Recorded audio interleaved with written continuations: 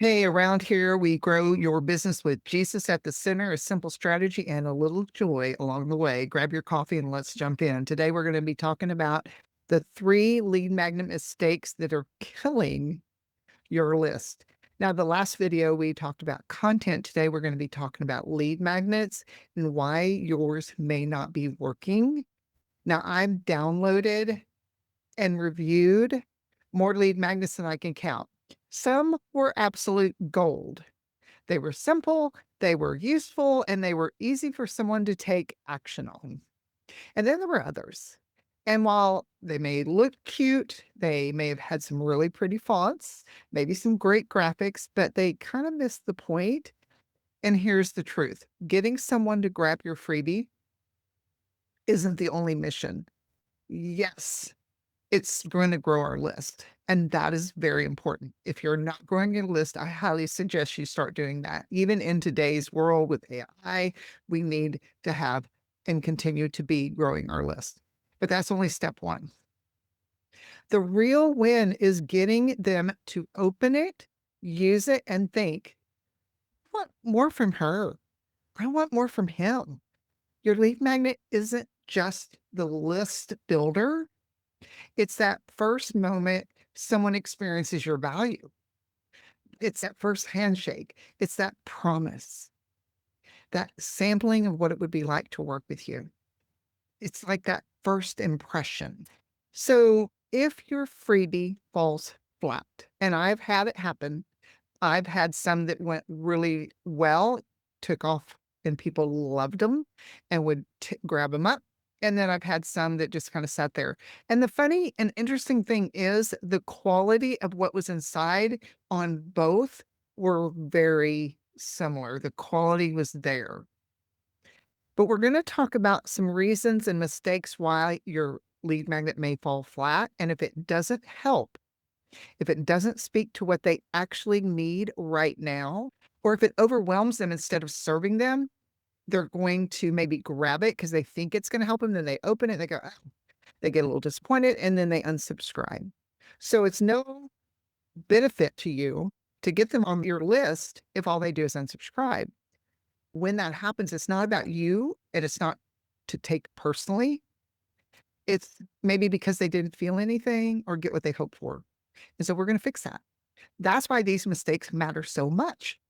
Fixing them is the difference between being just another download and being when they open, they save, they use, and they remember, because that's what we want them to do. We want them to open your lead magnet and go, wow, this was good. And so let's dig in. All right. Let's talk about the three mistakes that will keep your lead magnet from making the impact that you want it to make. Mistake one is giving people homework instead of a quick win. Now, I don't know about you, but being in school or taking some kind of course and having a long list of homework can be productive in its own space. But for what we're talking about, a lead magnet, we're not looking for a 47-page workbook to send them through. We want them to have one simple step that they can take action on today and give them like an immediate transformation, an immediate benefit, immediate solution. Now, I had probably my first lead magnet, maybe my second, was a 35-page attraction marketing ebook. And if you ever jump on my email list, you'll probably get it in that first email because it's a great resource, right?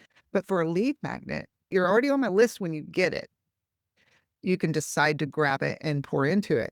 But your audience's first introduction to you should be something that's going to give them a quick win. You got one problem that you're solving, one step that they take, and one small win. Do that, and you'll see the differences in how people respond to you. One thing about that is when you can do that, they feel seen and they feel heard. So let's talk about mistake number two: solving a problem they don't care about. Now, I think this happens a lot when you are trying to solve problems for people that is in your space, like where you are at your advancement. And a lot of times the people that you're talking to are probably 2 or 3 or more steps behind you in their journey, and if you're giving them a solution for a problem they don't even have yet, the value doesn't matter if it's irrelevant.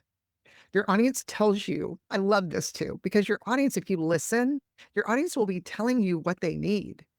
One of the places I love finding where what my and of course we have AI, right? But I love to do my own digging and go into maybe a Facebook ad and go, okay, what are they saying?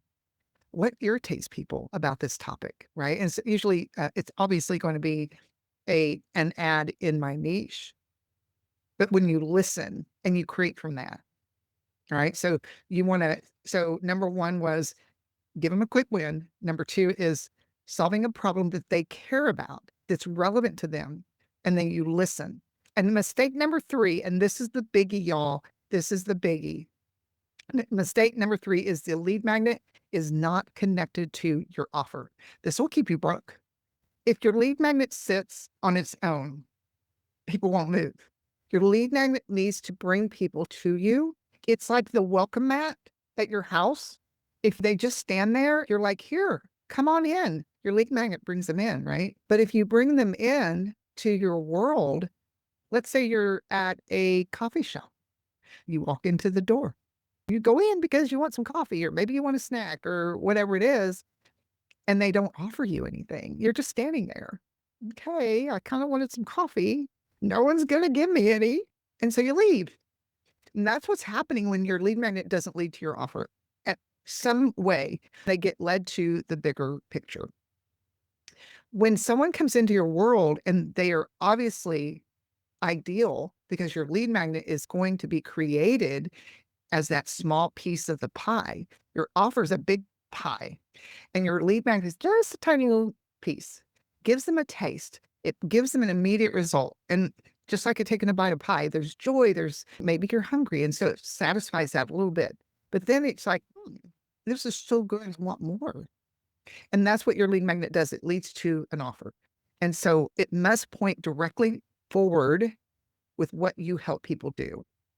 And I will tell you, confession time, that was a problem I struggled with. I've created all these lead magnets. I love creating lead magnets, but they didn't all align with my offer in the best way. And so they just felt awkward and didn't make sense. So you want the lead magnet to fall in line with your offer. So if this is hitting home, I would love you to come to my lead magnet masterclass. It's coming up. I'll have the link in the comments somewhere where you can grab the link to register. We're going not just fix your lead magnet, we're going to test it. I created a GPT that will help you validate your idea.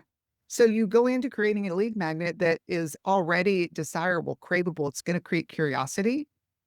And the beautiful thing is if you already have a lead magnet, but it's not making the impact you were hoping it would, this is where you need to be. I want to thank you for being here. And remember to keep Jesus at the center and keep strategy simple and fun and trust God every step. I'll see you in the next video.